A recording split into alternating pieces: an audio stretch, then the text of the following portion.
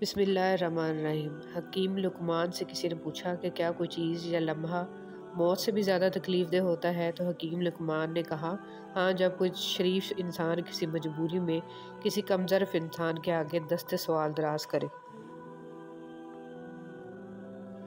کبھی بھی خود کو اتنا قیمتی مت سمجھنا کہ ہر کوئی تمہیں دل سے نکال دے، کیونکہ جس چیز کی قیمت زیادہ ہوتی ہے اسے اکثر لوگ چھوڑ دیتے ہیں۔ نبی کریم صلی اللہ علیہ وسلم نے فرمایا، جو عورت اس حال میں فوت ہو جائے کہ اس کا شوہر اس سے راضی ہو تو وہ جنت میں داخل ہوگی۔ کسی کا بھلا نہ ہو سکے تو برا کرنے کی کوشش نہ کرو۔ دنیا کمزور ہے لیکن دنیا بنانے والا نہیں۔ حضرت علی رضی اللہ تعالیٰ عنہ نے ارشاد فرمایا، جو بہت اچھا لگے اسے بہت کم ملا کرو، جو انتہا سے زیادہ اچھا لگے اسے صرف دیکھا کرو، اور جو دل میں سما جائے اسے صرف یاد کیا کرو، کیونکہ جو جتنا قریب ہوتا ہے دنیا اسے اتنا ہی دور کر دیتی ہے۔ لوگ کیا کہیں گے، یہ ایسی گھٹیا سوچ ہے جو اللہ کا ڈر نکال کے لوگوں کا خوف ذہن پہ غالب کر دیتی ہے۔ بد دعا صرف الفاظ نہیں ہوتے، جس کو دکھ دو اس کی آہ بھی بد دعا بن جاتی ہے، اور رب بہت انصاف کرنے والا ہے۔ حضرت علی رضی اللہ تعالیٰ عنہ نے فرمایا، جب لوگ غصے میں ہوں تو ان کی بات غور سے سنا کرو، کیونکہ اصل حقیقت تو تبھی پتہ چلتی ہے۔ حضرت ابو بکر صدیق رضی اللہ تعالیٰ عنہ نے فرمایا، درود پاک صلی اللہ علیہ وسلم اتنی تیزی سے انسان کے گناہوں کو مٹاتا ہے کہ اتنی تیزی سے پانی بھی آگ کو نہیں بجھاتا۔ جس کو اللہ نے دعا کی توفیق دی وہ قبولیت سے محروم نہیں رہ سکتا، جس کو اللہ نے استغفار کی توفیق دی وہ مغفرت سے محروم نہیں رہ سکتا، اور جس کو اللہ نے شکر کی توفیق دی وہ نعمت سے محروم نہیں رہ سکتا۔ بہترین ہم سفر کی سب سے بڑی خاصیت یہ ہے کہ وہ آپ سے اختلاف اور ناراضگی کے باوجود بھی آپ کا خیال رکھنا اور فکر کرنا نہیں چھوڑتا۔ جب تم نماز نہیں پڑھتا تو یہ مت سوچو کہ وقت نہیں ملا، بلکہ یہ سوچو کہ تم سے ایسی کون سی خطا ہوئی ہے کہ اللہ نے تمہیں اپنے سامنے کھڑا کرنا بھی پسند نہیں کیا۔ ایک بزرگ سے کسی نے پوچھا کہ عبادت کرنے کے لیے بہترین دن کون سا ہے؟ بزرگ نے کہا، موت سے ایک دن پہلے۔ اس نے حیرت سے کہا کہ موت کا وقت تو معلوم نہیں، فرمایا تو پھر زندگی کے ہر دن کو آخری دن سمجھو۔ صبح کی نیند انسان کے ارادوں کو کمزور کرتی ہے، منزلوں کو حاصل کرنے والے کبھی دیر تک سویا نہیں کرتے۔ حضرت علی رضی اللہ تعالیٰ عنہ۔ تنہائی میں اللہ کو یاد کرنے والا شخص۔ رسول اللہ صلی اللہ علیہ وسلم نے فرمایا، 7 طرح کے لوگ ہوں گے جن کو اس دن اللہ اپنے سایہ میں جگہ دے گا، جس دن اس کے سایہ کے سوا اور کوئی سایہ نہیں ہوگا۔ ان میں سے ایک وہ شخص ہے جس نے تنہائی میں اللہ کو یاد کیا اور بے سختہ آنکھوں سے آنسو جاری ہو گئے۔ مرد کو عورت کے کردار کی کتنی فکر ہوتی ہے، اتنی فکر اگر اپنے کردار کی کرے تو کتنی عورتیں بد کردار کہلانے سے بچ جائیں۔ قبر میں ساتھ جانے والی سنت داڑھی، وہ واحد سنت ہے جو قبر میں بھی آپ کے ساتھ جاتی ہے۔ کھجور کی گٹلی پر باریک سا جھلی نما ایک چھلکا ہوتا ہے جسے قطمیر کہتے ہیں۔ اللہ فرماتا ہے، انسان اس کا بھی مالک نہیں ہے، پھر اکڑ کیسی؟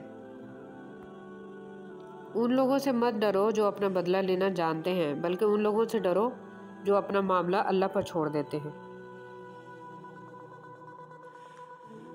اگر تم قرآن کو آنکھوں سے دیکھو گے تو الفاظ نظر آئیں گے، دماغ سے دیکھو گے تو علم نظر آئے گا، دل سے دیکھو گے تو محبت نظر آئے گی، اور اگر اپنی روح سے دیکھو گے تو تمہیں خدا نظر آئے گا۔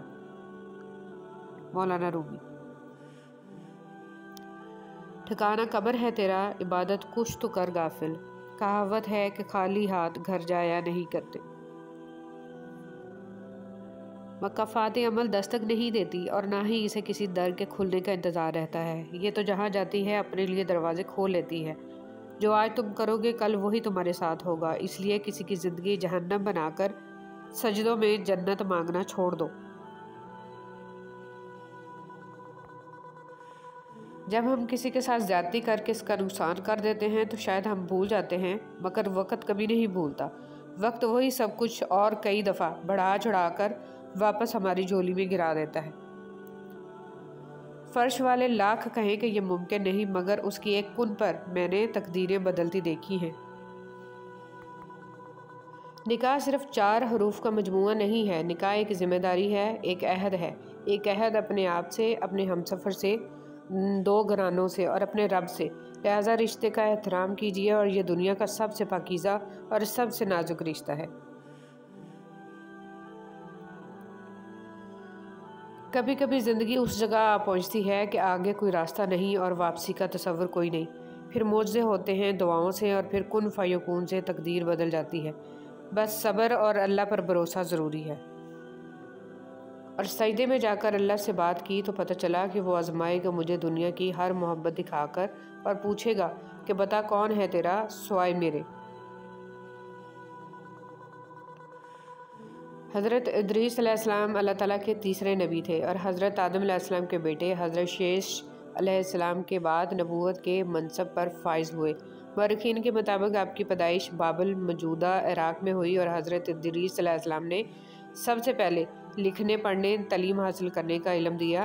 لوگ ادریس یعنی درس دینے والے نام سے پکارنے لگے۔ آپ کا حضرت شیش علیہ السلام کی 5ویں پشت سے تعلق تھا۔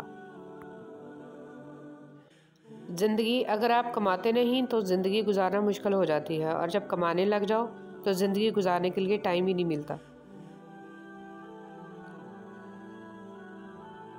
یا اللہ، مجھے نہیں معلوم کہ مجھ سے وابستہ رشتوں اور دوستوں کو کیا کیا مشکلات ہیں، پر تو سب جانتا ہے۔ یا اللہ، ان کی مشکلوں کو آسان فرما، انہیں وہ سب کچھ عطا کر جس کی انہیں ضرورت ہے، اور ان کو زندگی بھر خوشیاں اور کامیابیاں عطا فرما، آمین۔ فاختہ بھی پاگل تھی موسموں کی سازش سے، پھر فریب کھا بیٹھی، توپ کے دھانے میں گھونسلہ بنا بیٹھے۔ توبہ کا دروازہ کھلا ہے، اس سے بڑی خوشخبری اس دنیا میں کوئی نہیں۔ 7 گناہگار مرد: بیوی پر ظلم کرنے والا، تکبر کرنے والا، پیسے پر ناز کرنے والا، خاندان سب کو ذلیل کرنے والا، دکھاوا کرنے والا، ماں باپ کا نافرمان۔ دکھاوا زیادہ کرے گا اور حاسد ہوگا۔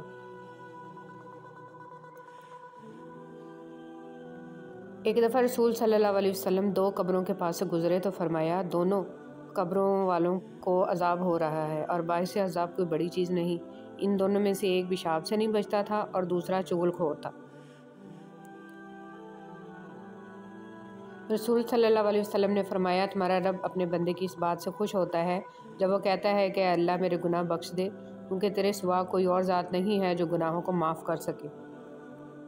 رسول صلی اللہ علیہ وسلم نے فرمایا، ہر دن صبح 2 فرشتے اترتے ہیں، ان میں سے ایک دعا کرتے ہوئے کہتا ہے، اے اللہ خرچ کرنے والے کو بہتر بدل عطا فرما، اور دوسرا التجا کرتا ہے، اے اللہ جو خرچ نہ کرے اس کا مال تلف فرما دے۔